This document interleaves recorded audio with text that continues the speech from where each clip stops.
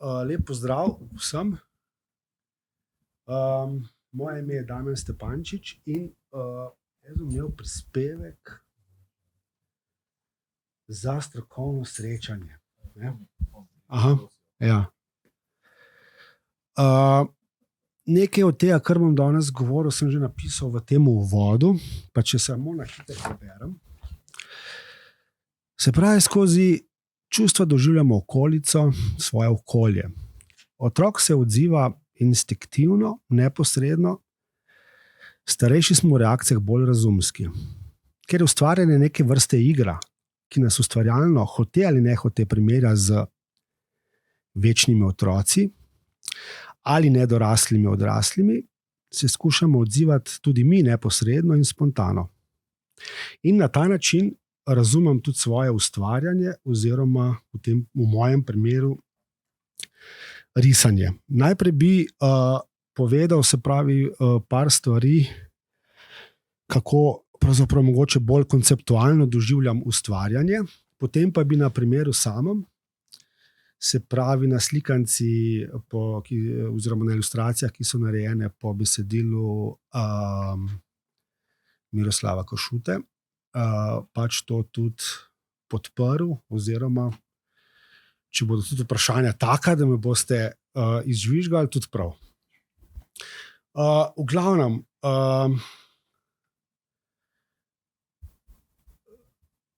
sam jemljem ustvarjanje oziroma kot neko zelo, bi rekel, odgovorno in kompleksno početje. Čeprav kljub vsemu, čeprav je to ustvarjanje večinoma povezano z mlajšo publiko, ne bom rekel z otroci, ampak z mlajšo publiko. In konkretno, ko sem dobil v branje besedilo, malo bom na začetku tudi orisal to besedilo, ker je zelo specifično, namreč avtor je nekako, bi rekel, v tem tekstu Trije žrebci se vrača v svoje spomine, v zgodnje otroštvo. Hkrati pa je v nekem podtonu občuta tudi njegov življenjski kredo, njegovo življenjsko filozofijo, njegov odnos do okolja, do življenja, do staršev, do pokrajine, do zemlje, do ostalih živih bitij. In seveda tekst sam ravno kliče po nekem zelo čustvenem angažmaju. Namreč vsebuje vse te vzgibe človeške, ki jih srečujemo na svoji poti, od smrti bližnjih do veselja, do izpolnjenosti, do sovraštva, vojne in tako naprej. In v tem smislu je tekst bil zame zelo, bi rekel, tak presunljiv. In tudi sam sem ga ob vedno ponovnem branju poskušal vse te momente nekako, bi rekel, osmisliti, ovrednotiti in hkrati seveda kot avtor ilustracij jih tudi na nek način podoživeti. Sam sem imel določene izkušnje, ki se prekrivajo z njimi, pa s tem nočem njegovih minimalizirati, od smrti bližnjih in tako naprej. Skratka, gre za ustvarjanje, če potegnemo črto, in tudi neke vrste empatija. Vživljanje v osebo ali pa v avtorja, vživljanje v problem, vživljanje v umetniško ustvarjanje. Ampak tukaj se zgodba še ne konča. To je zgolj samo priprava terena, da se lahko potem pravzaprav posvetimo dejansko ustvarjanju. In seveda ustvarjanju, ki je pravzaprav, bi rekel, iz določenih sestavljen iz večjih komponent. In ena seveda je vsekakor ta čustveni angažma, ki sem že prej ga omenjal. To se mi zdi izjemno pomembno, zato ker ravno čustva nas direktno nagovarjajo, pustijo ves balast mimo in zelo moramo biti vešči pravzaprav, da ta balast, stilski balast ali pa to dihotomijo oziroma šume odmislimo in dejansko pridemo do nekih izčiščenih, iskrenih čustev. Tudi pri ilustracijah, tudi pri besedilu.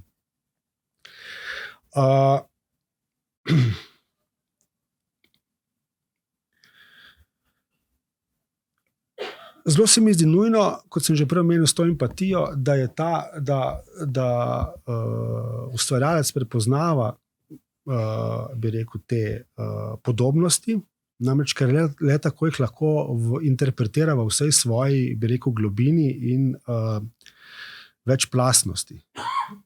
Ne? Zelo moram poudariti, in to res za tem stojim, kar govorim, namreč zelo se mi zdi nujno, namreč tekst je izjemno iskren in tekst je izjemno, bi rekel, globok in tak sem poskušal bi tudi jaz pri svojem ustvarjanju. Seveda likovno ustvarjanje je drugačno kot ustvarjanje z besedami. Čeprav rečemo, da lahko beremo tekst, črke, besede, lahko beremo tudi slike. Ne? Beremo slike. Se pravi, dojemamo barve, imamo oči za to, da vidimo barve, da vidimo kompozicijo, da vidimo osebe in tako naprej. Seveda, moje izrazno sredstvo niso besede. Moje izrazno sredstvo v tem primeru so barve, so teksture, je papir, oziroma se pravi, material je papir, svinčnik, barve, karkoli že. In tukaj s temi, bi rekel, kako ne rečem, s tem naborom teh izraznih sredstev, ne, poskušam pričarati vzdušje, čustva, zgodbo narediti vidno. Ne samo slišno, v smislu branja, ampak tudi vidno. In tako da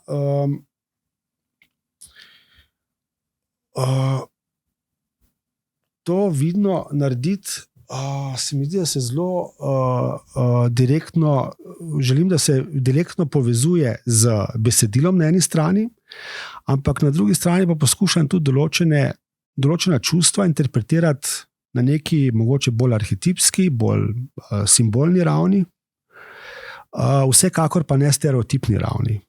Namreč v poplavi današnjih podob, bodi si v knjižnici ali pa na telefonu ali kjerkoli, se mi zdi, da je to, da nas pravzaprav vsa ta zasipanje s temi podobami dela apatične in prej odvrača od nekega poglobljenega, skoncentriranega gledanja. Jaz kot nek, bi rekel, Don Kihot se poskušam ravno proti temu nekako bojevati, recimo v narekovajih, ne? S tem, da vključujem določene, tako kot sem rekel, simbole, arhetipe, ki so meni blizu, ki jih želim, bi rekel, tudi ne nazadnje pokazati, pa ne zaradi svoje genialnosti, ampak enostavno zato, ker se mi zdi, da te zadeve morajo živeti, ker so nadčasovne in na nek način razumem ustvarjalnost tudi kot prenašanje nekih znanj, starih znanj v današnji čas ali pa, ne daj Bože, ne, zelo optimistično v prihodnost. Se pravi, na nek način je ustvarjanje tudi, smo kot neke vrste, kako bi rekel, neki negovalci izročila, recimo temu tako. Na ta način se mi zdi pri določenih, seveda to ni možno, recimo, če beremo zgodbo o, ne vem, če beremo zgodbe o, ne vem, pranju zob ali pa o nošenju copatov doma. Ne.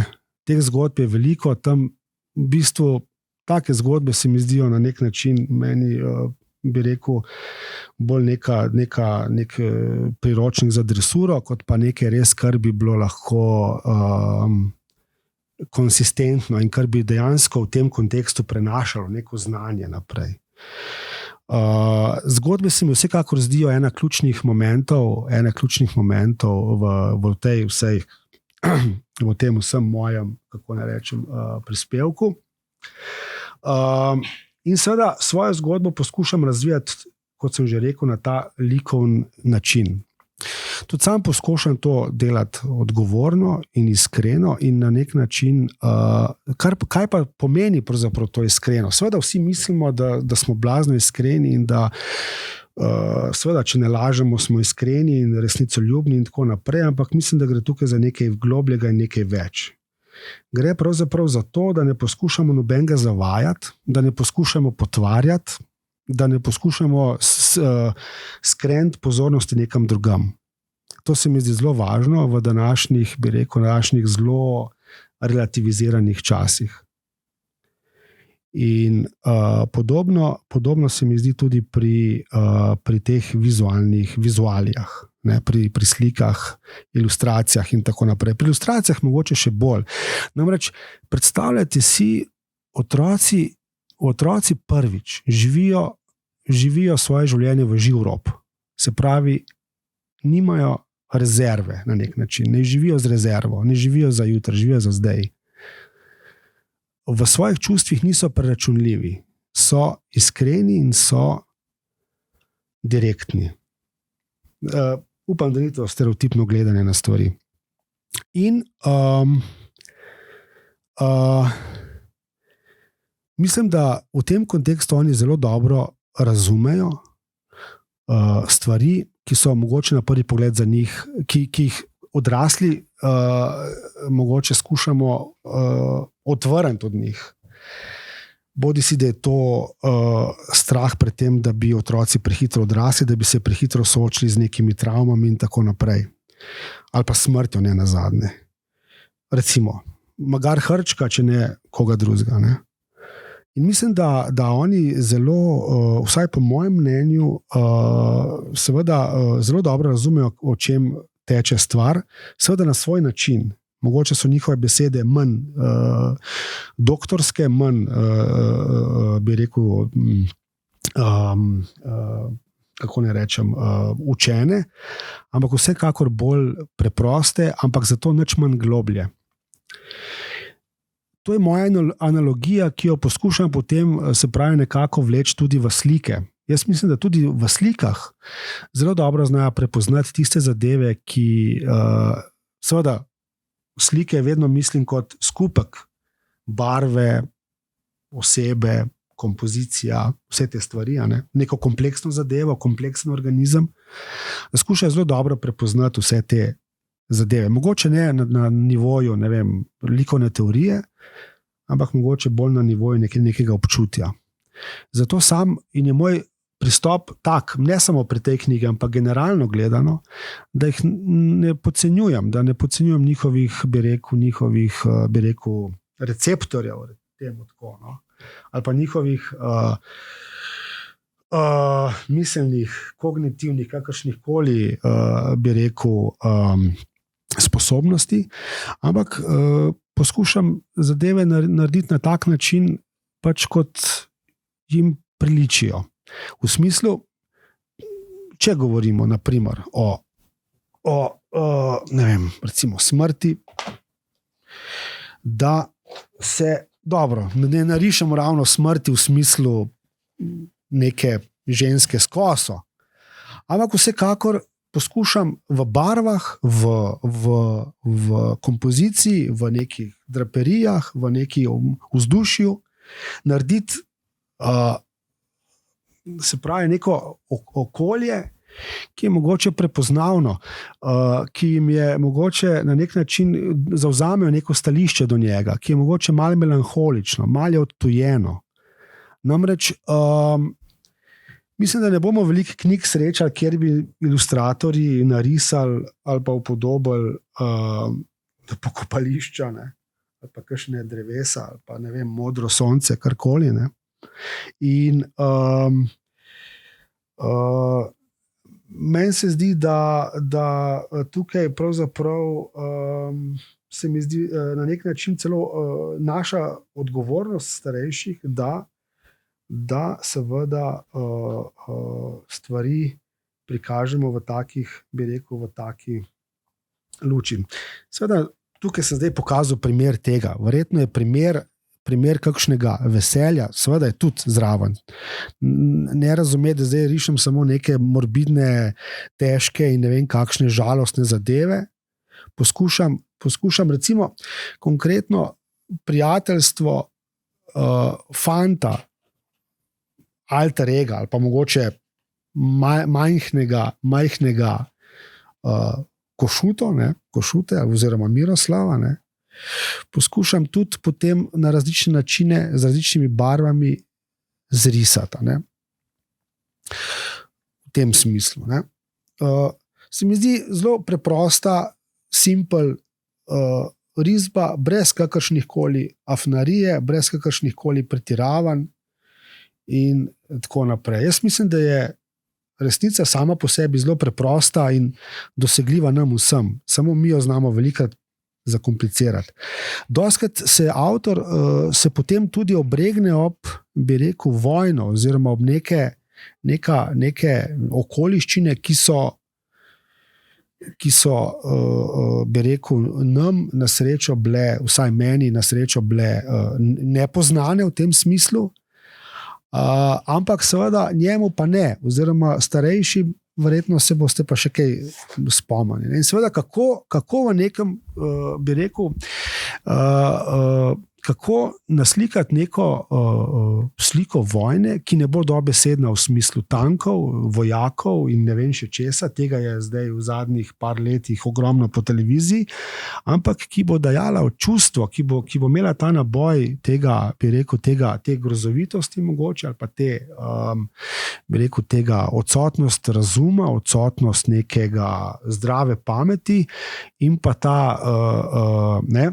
Tako da, recimo, mogoče taka zadeva. Ne?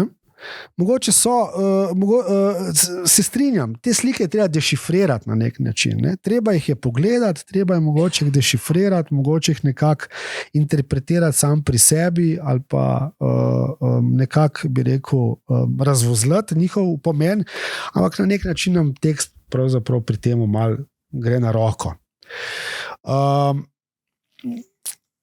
Tako, na koncu se knjiga le izteče, tako kot se mora, ne, v nekem pozitivnem vzdušju, da ne bo zdaj, bi rekel, nesporazuma. Ne. Ampak želim samo to povedati, da sem si prizadeval in da si prizadevam in si verjetno tudi bom, če bo vse po sreči, ne, da se zadeve naslavljajo v nekem z nekim dostojanstvom in z neko, bi rekel, soljo. Ne. To je to. Če ima kdo še kakšno vprašanje, me lahko kar prekine. Zdaj pravzaprav tukaj sem več o vse povedal, tako kot sem mislil. Seveda, iz tega še nekaj bi mogoče dodal, kar zadeva kot ste opazili, ne, gre pravzaprav za nek, bi rekel, precej narativen pristop k ilustraciji, kar pomeni, se pravi, da se mi zdi, da veje nek stereotipen, bi rekel, razmislek, da če bodo barve v otroških ilustracijah delovale bolj rozasto, pa mogoče za dečke malo bolj plavkasto, pa če bo več bleščic, pa tega, da je to bližje otrokom, pa da bodo bili veseli zaradi tega, pa mogoče bolj pozitivno naravnani in tako naprej. Ne. Jaz mislim, da je to en velik marketinški, pravzaprav na nek način nesmisel in neumnost. Ravno zato, ker zelo podcenjujoče gleda na jih jemlje kot zelo podcenjujoče bralce in gledalce. Tudi sam zato sem se zelo odmaknil od tega, bi rekel, kako kreirati ilustracije na nek način, kako jih narediti prikupne, ljubke, luškane in tako naprej. Ne. To nekako, pa ne zato, ker je mogoče tekst mogoče bolj resen ali pa mogoče bolj, bi rekel, bolj resen, ampak gre preprosto, se je sama pojavila potreba, da se pravzaprav tudi vizualno stvari ne komplicirajo v tem smislu, da bi imeli vsi, ne vem, glave kot balone in da bi bili vsi smejoči, luškani, ne vem še kakšni. Ne. To se mi zdi, dostakrat, če boste opazili, poskušam določeno vizualno zgodbo delati tudi skozi mogoče neke vzporedne zgodbe, ki jih vlečem, da mogoče neka čustva, čustvene ali pa mogoče neke vzdušja malo bolj razelektrim. Namreč delal sem tudi slikance, ki so se ukvarjali s temo vojne, bi rekel, preživelih, trpljenja in tako naprej. In tam sem poskušal stvari rahljati na različne načine. To ne pomeni, da sem jim jemal tisti naboj, ali pa da bi jih delal mogoče luškane ali pa očarljive, ne, mrtvake ali pa ne vem kaj. Ne. Ampak sem probal nekako nadgraditi vso zadevo in recimo, če si boste pogledali kakšne zadeve, boste videli, da je tam ogromno nekih ptičev, krokarjev, plenilcev in mrhovinarjev. In ne vem, zakaj so meni ptiči tako všeč. Tudi tukaj jih imam precej, v tej knjigi in v raznih drugih knjigah. Mogoče ravno to tisto, ko nam da, pravzaprav, ko nam ptiči asociira na neke misli, ki nam poletijo, ki letijo, ki nam odpirajo nove pokrajine, kar se mi zdi zelo važno. Ne. Čustva so kot neke vrste nove pokrajine. Ne. Vedno gremo nekam tja, kjer nismo še bili, kjer se moramo udomačiti, kjer moramo čustva na nek način udomačiti in jih nekako pogledati iz različnih smeri in tako naprej. No. Tako da to je, bi rekel, en tak moj rezime tega, kar počenjam, pa tudi te knjige pravzaprav. Super se mi zdi ta naslov, ker nikdar nisem dejansko me bi rekel, se pravi, prispevek ravno navedel k temu, da pogledam svoje stvari skozi neko drugo optiko. Seveda, ves čas sem pa na nek način, zdaj, ko gledam za nazaj, podzavestno ali pa neko nezavedno nekako iskal to ravnotežje, se pravi nekega entropije in evolucije, ne, tako kot sem danes prebral v eni knjigi, ne, Konec časa, recimo. Ne. Se pravi, na eni strani nek kaos, neka neurejenost in na drugi strani evolucija, nek proces, ki zahteva zelo, zelo, bi rekel, artikulirano akcijo in tako naprej. Ne. Tako, to je zdaj to, kar sem imel zapovedati. Ne. Dobro, hvala lepa. Damjan Stepančič. Jaz si nekako mislim, da je svet ilustracije znatnemu delu prisotnih, bom tako rekel, manj domač kot svet besede. In je bilo zaradi tega že predavanje samo po sebi zanimivo. Morda se je že porodilo kakšno vprašanje, pa bom vseeno jaz začel. To pač, ko se presodi, da je dovolj, je ravno dovolj dolgo. Bom pa vprašal, no, rekli ste, da se izogibate načeloma stereotipom upodabljanja vojne in ne vem, konkretnih čustev, kakorkoli. Ob tem pa moram vprašati, kaj pa uporaba čisto v narekovajih stereotipnih barv. Koliko je to uporabno, recimo v vašem delu ali pa nasplošno, se pravi rdeča jeza in zelena zavist in tako naprej? Ja. Tako, da barve pravzaprav predvsem, če pogledaš vsako barvo samo na sebi bi rekel, v nekem izoliranem kontekstu, seveda jeza je rdeča, zelena zavist in tako naprej. To je, bi rekel, na nek način tako zelo na prvo žogo. Ne. Ampak se mi zdi, da barva sama na sebi, mislim, če je ena barva, ne, to je pa večinoma so to zastave, ne. To je brez veze. Mislim, pa če je modra, bela, rdeča ali pa samo rdeča ali pa samo zelena, hoče reči, da je strgana iz nekih kontekstov, nekih relacij drugih barv. Ali so te barve, recimo, sam sem pravzaprav, ko sem začel tam predavati, sem najprej začel z barvnimi študijami. In sem to sem še začel se malo bolj te barvam posvečati. In sem odkril, da barva sama na sebi pravzaprav nima nekega. Težko jo je tudi definirati, ampak barva ne moreš iztrgati iz konteksta. Lahko rečeš rdeča zavist ali pa ne vem kaj. Ampak kaj to je? Kaj bi to bilo? A to pomeni, da je bik na koridi zavisten, ker ga z rdečo plahto tam maltretirajo? Ni, ne vem, dvomam. Tako da barve so mi vedno, tle moram razširiti to področje, barve so vedno v nekih odnosih. Lahko delujejo težko, lahko delujejo sivo, lahko delujejo zelo agresivno, kontrasti so zelo močni. Potem, da ne govorim tudi o oblikah teh barv ali pa kontrastov, ki so lahko barva, je vedno, bi rekel, povezana z neko teksturo, z neko podlago, karkoli. Tako da tukaj iščem bolj te pomene in tle sestavljam med sabo barve. Zdaj, ali to rdeča, ali to rumena, ali zelena, to niti ni važno. Važno so mi bolj te odnosi med barvami. Kromatičnost barve, čista, siva, mrtva barva. Ne vem. Tukaj se pa da potem govoriti o teh čustvih. Tako se mi zdi, tako jaz nekako poskušam tudi svoje ilustracije nekako graditi na nek način. To. Publika? Komentar?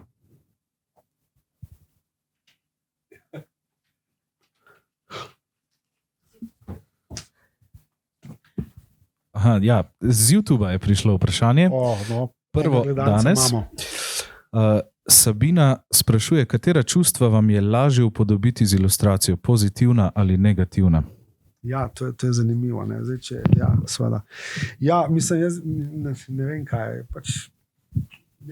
Ne vem, težko je reči zdaj, kako ne bi rad, da bi se sam mogoče, da bi se sam opredelil za kakršnokoli. Verjetno pa človeka izklešajo marsikatere situacije življenjske in potem. To je težko vprašanje. Ne vem, ne morem tega po YouTubeu reči. To mislim. Ja, seveda, zdaj tudi ne morem se tako sam smejati, pa delati vljudnega, ampak včasih pa večinoma me seveda bolj zastrižem z ušesi, če ne vem, mislim negativna čustva. Se ne vem, kaj bi to bilo, ampak imam občutek, da so ta čustva globlja, pa ne vem zakaj. Lahko tudi veselje zelo globoko in doživeto in iskreno in ne vem kakšno, ampak ne vem, mogoče je to tudi povezano zelo z, bi rekel, ne svetovnim nazorom, ampak tako, kako gledaš na življenje, na vse skupaj. Tako si jaz predstavljam. Tako, seveda mi je pa ljubše, ne vem, mislim, nekako se čutim tako, kot da moramo o enih zadevah govoriti in seveda te stvari največkrat niso najlepše, ampak čutim dolžnost do njih, zato da se vsi samo nek hahlamo kot neki smajli tam, ampak tako, se mi zdi, da je to tako, Ja, nisem smešen, kakšno je. Mislim, ja, to, A se je tamle dvignila ena roka ali so se rokavi vihali? Ja.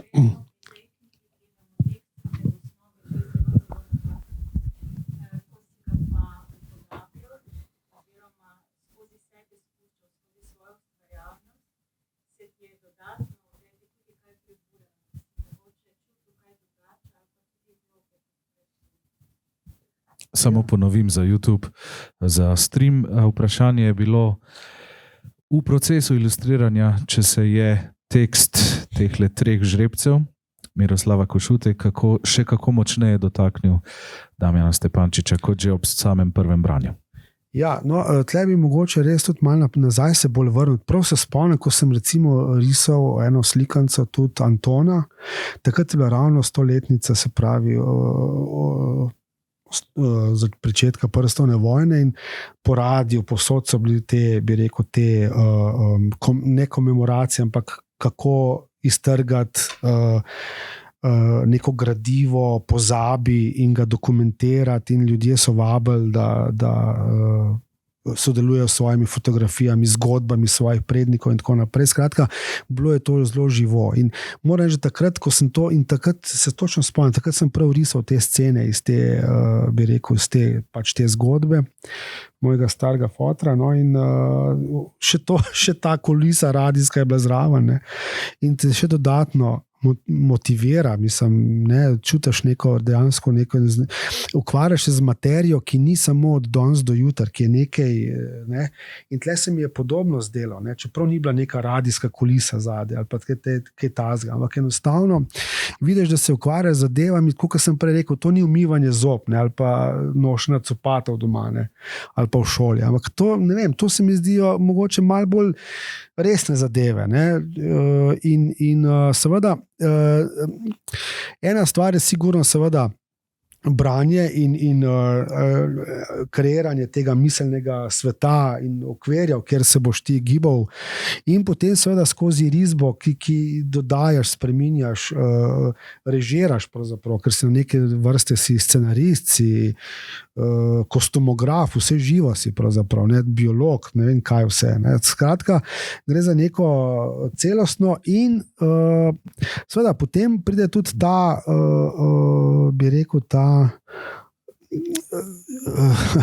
delavski način, kjer je treba te zadeve, ki jih ta čustva in te občutke in vtise nekako preliti na papir. In seveda tam se pa začne potem dodatna zgodba, ne, ki ima seveda do neke mere bazira v besedilu samem, ampak seveda te vizualne zadeve imajo neko svoje življenje, ne. In jaz verjamem, da se večinoma pri stvareh ne prekrivajo ta, bi rekel, besedilni del in ta slikovni del. Niti ne želim, da bi se, ne, ampak tako da vsekakor vsak na svoj način nagovarja, vsak poskuša na svoj maksimalen način nagovarjati. In besedilo je narejeno, tukaj moram pa jaz izoblikovati nek šok za gledalca, ne, ali pa bralca. Tako da je, to je v bistvu druge vrste branje, ne, gledanje slik. Še ena roka je bila? Ja, mene zanima, kako poteka ta proces ilustracije, oziroma ko dobite neko naročilo, kako se tega lotite. Pa še kar precej ilustrirate in me v bistvu tudi to zanima, a ilustrirate več knjig hkrati, a je to ob tem sploh možno, glede na to, da gre za precej ustvarjalen proces, ne? Pa koliko recimo časa porabite, ne? Jaz se spomnim, da sem bila nekoč na enem predavanju, ko je razlagal, mislim, da je bil urednik Mladinske knjige, ali likovni, ali kako se že tem reče, in je razlagal, koliko časa je nekdo ilustriral za neko knjigo, pa kako ni bil zadovoljen in kako v bistvu je imel težave pri tem sam, kako naj rečem, ne sam sabo, ampak dejansko to je nek proces, ne, ki ni verjetno zelo enostaven, ne. Kako se spopadete s tem, oziroma? To je pa YouTube že slišal, ne da? Aha, je, tudi odgovor že.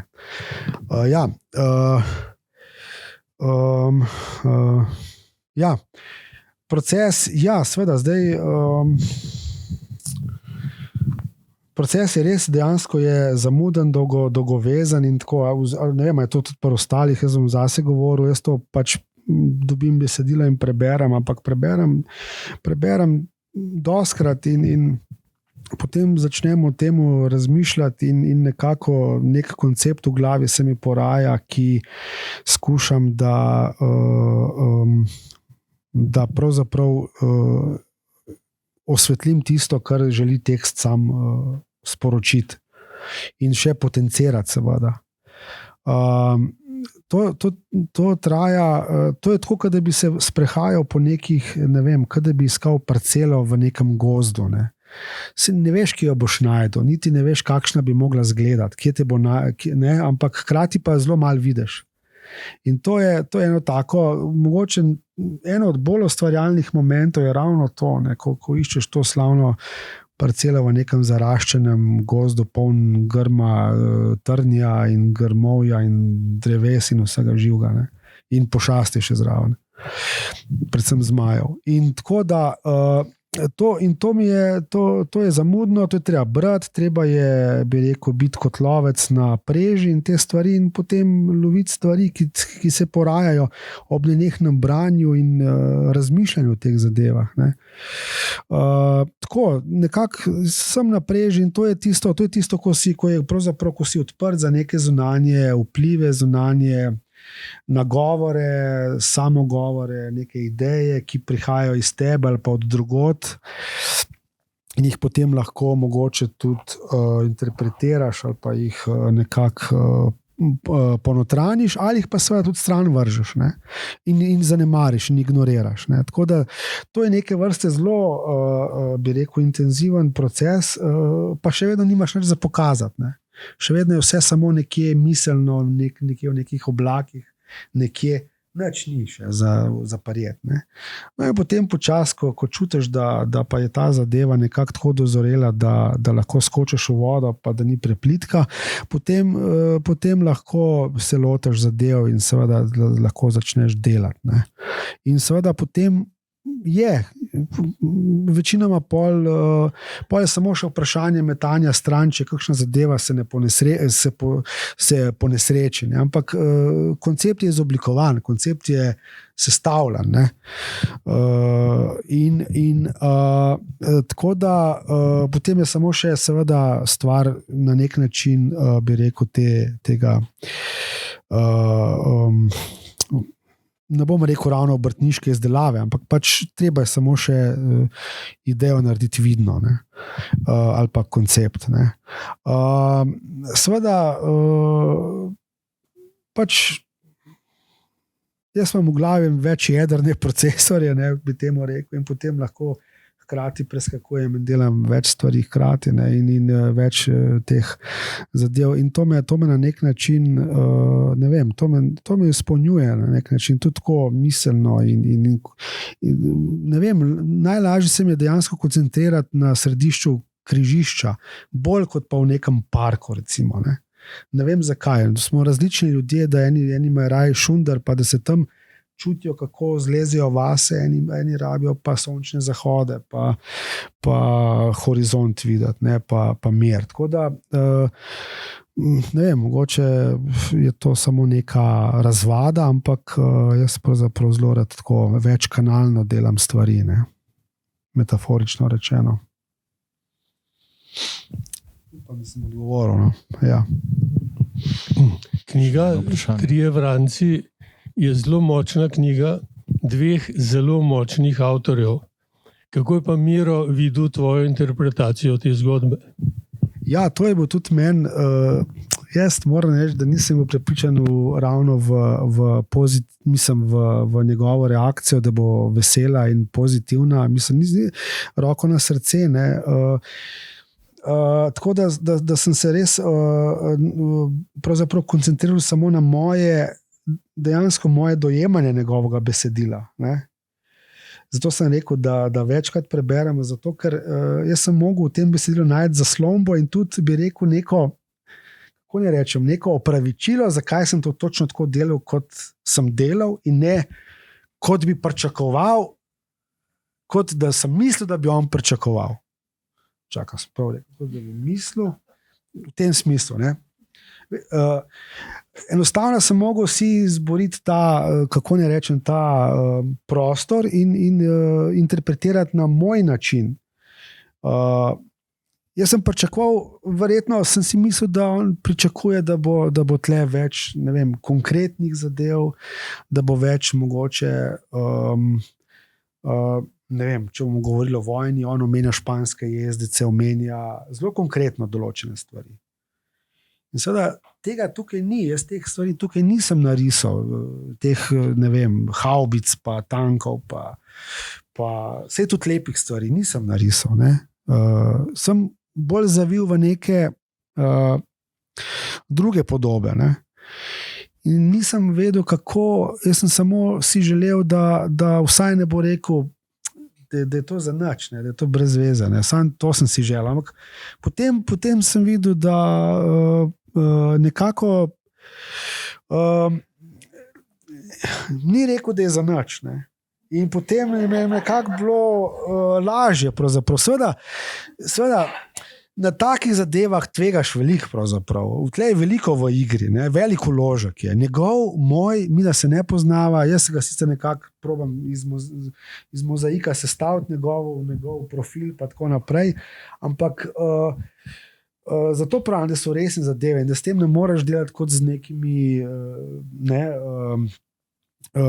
balonastimi glavami in temi stvarmi, če se tako malo izrazim. Treba...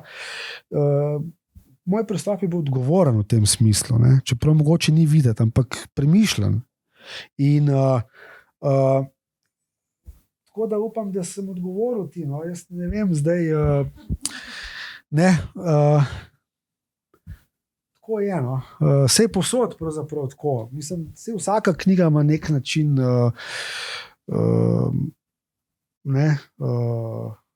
imaš neka pričakovanja na drugi strani in potem seveda se odzoveš, kako se odzoveš. Jaz sem pa samo si želel pravzaprav, da to naredim in da bo dobro narejen, da bo tako vsaj po mojih kriterijih dobro, če že ne po njegovih. Ampak v redu, zdaj izgleda, da je tudi to štima. Dobro. Še eno željo. Bi ti bil tak prijazen, pa bi nam mogoče samo dva še pokazal? Jaz imam tudi želje, samo jih prepustim, da vidimo, kaj se zgodi. Ja, mislim. Recimo, recimo sanjski prizor, ki pravzaprav tukaj je še njegova mama prisotna, ki je bila še živa. In seveda napoveduje se že, bi rekel, njegov, kako ne rečem, ta fascinacija z konji. Iz realnega se gibamo proti nečemu bolj sanjskemu svetu, bolj abstraktnemu svetu. Ogromno je dreves, ne zakaj je to ogromno dreves. Ampak to je. Drevesa so mi fascinantna. Drži ga za ramo. Se mi zdi zelo važno govorica telesa. Zelo važno je izrazi na obrazu. Ne vem, zelo mi je všeč, recimo, zelo kako? Mikrofon. Ja.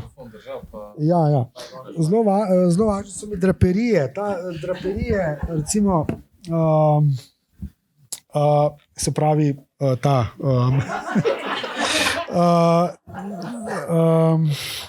tkanine, kako se gube delajo, kako tle je cela drama. In to mi je bilo zelo važno. Recimo, če pogledamo tukaj njeno to belo opravo in potem to isto opravo, ki se ponovi na tem pokopališču, kjer je čist neka druge vrste. Ker ne želim, da ravno prikažem njo konkretno z nekim, ne vem, bledoličnim ali kakšnim izrazom na obrazu. Ampak to je cel kup nekih citatov, ki se skušajo delati neko svojo zgodbo. Zdaj seveda, če je gledalec senzibilen in bi rekel dovzeten za to govorico, bo pač opazil. Kdor pa pač ni, pa mu lahko vse postaviš pred oči, pa bo šlo mimo. Tako da jaz tukaj računam na enega človeka, ki zna gledati, ki zna uporabljati oči in zraven še kaj. Tako da zato zavijam vse te zadeve mogoče malo v neko, ne da bi rekel, da mistificiram, ampak tako se mi zdi, da je toliko veliko izrazov možnih, ki imajo, ki nosijo nek potencial blazen. Samo se pravim, v današnjem svetu so nam popolnoma, bi rekel, odtujeni, ker pač jih moramo sami najti. To je zanimivo. Sami moramo najti te stvari. Do nas tiste fine stvari ne pridejo, ker jih povozijo morbidne, težke, 100-krat ponovljene laži in in moramo sami potem brskati. Ne? In to. In to probam tle potem v svojih stvareh noter nekako inštalirati kot en vodoinštalater. Ne? Odlično, sedeč po odzivu in debati, ki se je razvila, je že bilo prav tako, da je bila predstavitev malo krajša. Ja, ampak zdaj pa je že 40 minut, kljub napovedi, da bo vse skupaj krajše, oziroma 45, tako da bomo na tej točki zaključili s predavanji. Še enkrat hvala Damjanu Stepančiču. Hvala vam. Hvala.